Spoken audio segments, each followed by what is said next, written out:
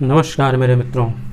आज हम लोग ग्रीनफील्ड निवेश और सरकारी कृषि के बारे में चर्चा करेंगे। किसके बारे में? ग्रीनफील्ड निवेश और सरकारी कृषि। ग्रीनफील्ड निवेश शाब्दिक अर्थ इसका क्या होगा? आप ग्रीन से समझ सकते हैं क्या होगा कि जो प्रैक्टिकल होगा या फिर जो हमारे पर्यावरण को क्या नहीं करेगा, क्षति नहीं पहुंचाएगा। फील्ड का मतलब एक क्षेत्र होगा, निवेश का मतलब निवेश से होगा, इन्वेस्टमेंट से होगा। ठीक, हम लोग इसके बारे में चलिए चलता करते हैं। ग्रीन फील्ड निवेश, जैसे कि कोई पुराना प्लांट हो, कोई पुराना उद्योग हो, उसकी जगह पे यानी उसको विस्तार देने के बजाय क्या कर दिया जाए, उसी प्लांट को ही, उसी उद्योग को ही कहीं और क्या कर दिया जाए, उसी उद्योग को लगा दिया जाए। इसी को बोलते हैं ग्रीन फील्ड निवेश। ठीक, इसको एक सामान्य भाषा में मैंने समझा दिया। अभी हम लोग इसको और भी विस्तार से समझेंगे। और सरकारी कृषि किसे कहते हैं? सरकारी कृषि से तात्पर्य ये है कि सारी की सारी भूमियों पर, सारी की सारी कृषि भूमियों पर किसका आधिपत्य हो जाए? सरकार की हो जाए। और सरकार क्या करे? सरकार अपने सरकारी कर्मचारियों के माध्यम से क्या कराए? कृषि कराए। लेकिन ये सरकारी कर्मचारी स्वयं नहीं करेंगे, ये मजदूर या फिर श्रमिक के माध्यम से कराएंगे। इसको बोलते हैं सरकारी कृषि। चलिए समझते हैं। ग्रीन फील्ड निवेश, यह निवेश का वह स्वरूप है जहां विद्यमान प्लांट के विस्तार की अपेक्षा, मैंने कहा ना, जो पहले विद्यमान है, मान लीजिए ये यहाँ पे विद्यमान है, कोई इंडस्ट्री है, ठीक, घर के रूप में ही मैंने बना दिया, तो क्या है ये यहाँ पर है। अब इसको विस्तार देने के बजाय, जैसे मान लीजिए इसको यहाँ पे ही विस्तार देने के बजाय हमने क्या कर दिया, इसको कहीं और शिफ्ट कर दिया। चलिए, यह निवेश का वह स्वरूप है जहां विद्यमान प्लांट के विस्तार की अपेक्षा नए स्थान पर सामान्यतः विद्यमान औद्योगिक क्षेत्र से बाहर की गई औद्योगिक इकाई की स्थापना के लिए निवेश किया जाता है। इस निवेश को प्रायः विदेशी प्रत्यक्ष निवेश के संदर्भ में उल्लेख किया जाता है। ये विदेशी प्रत्यक्ष निवेश होता क्या है? जो विदेश की कंपनियां होती, विदेश के जो कैपिटलिस्ट होते हैं, उद्योगपति होते हैं, वो लोग क्या करते हैं, अलग अलग देशों में क्या करते हैं, वो निवेश करते हैं। क्या करते हैं? वो निवेश करते हैं। इसी को दूसरी भाषा में बोलते हैं या फिर इंग्लिश में बोलते हैं इन्वेस्टमेंट। ठीक, इन्वेस्टमेंट बोलते हैं। इसी को बोल दिया जाता है FDI, फॉरेन डायरेक्ट इन्वेस्टमेंट। ठीक, क्या क्या किसी विदेशी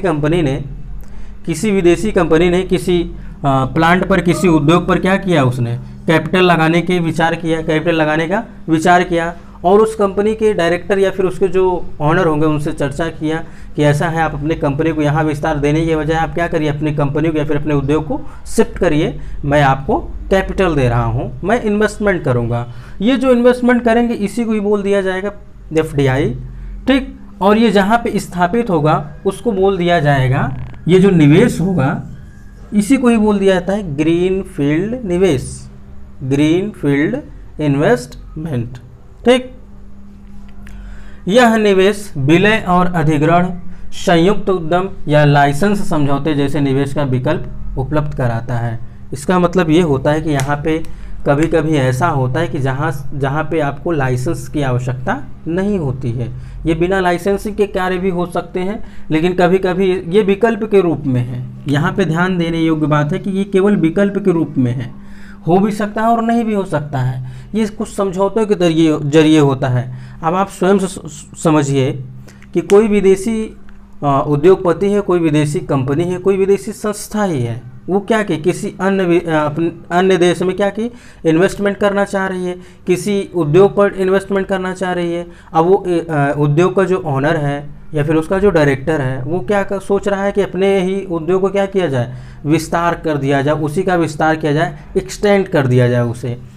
तो ये जो व्यक्ति है, जो संस्था है, जो निवेश करने के विचार कर रही है, ये कहेगी कि ऐसा है कि आपने जहाँ पे भी उद्योग अपना इस्टेब्लिश किया है, स्थापित किया है, आप इसको उस जगह से बल्कि कहीं और जगह पे स्थापित करिए। ठीक, तो इन दोनों में क्या होगा, समझौता होगा, लाइसेंसिंग के लिए समझौता होगा, और भी बहुत सारे समझौते होंगे कि हम लोग क्या करेंगे, अब ज्वाइंट इंडस्ट्री चलाएंगे, यानी ज्वाइंट हम लोग संयुक्त उद्योग चलाएंगे, संयुक्त उद्यम हम लोग बनेंगे। एक प्रकार से इसको कहा जाए तो पार्टनरशिप वाला कार्य होगा। ठीक, पार्टनरशिप वाला भी कार्य हो सकता है, और कभी कभी ऐसा भी होता है निजी व्यक्ति यानी कि कोई व्यक्ति विशेष पर्सनल ही ये काम कर सकता है, ये कार्य कर सकता है।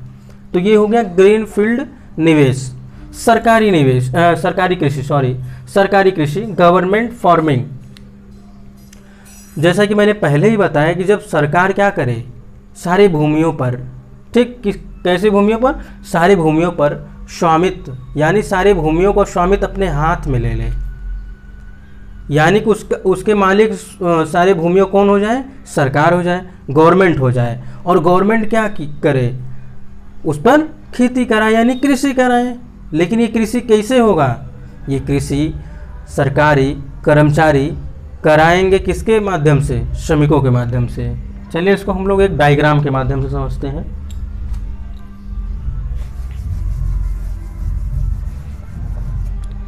ठीक, ये मान लीजिए क्या है, मान लेते हैं हम ये फील्ड है, ठीक, यहाँ पे कुछ पेड़ लगे हुए हैं। बस समझाने का प्रयास है मेरा, आप लोग समझने का प्रयास करिएगा।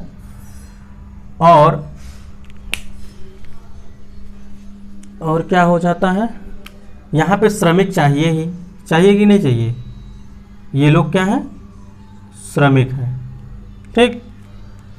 अब इनके माध्यम से ही, यहाँ पे मैं केवल 2 ही बनाया हूँ आप बस क्यों समझने के लिए, ये क्या है, श्रमिक है, ये क्या है, श्रमिक है।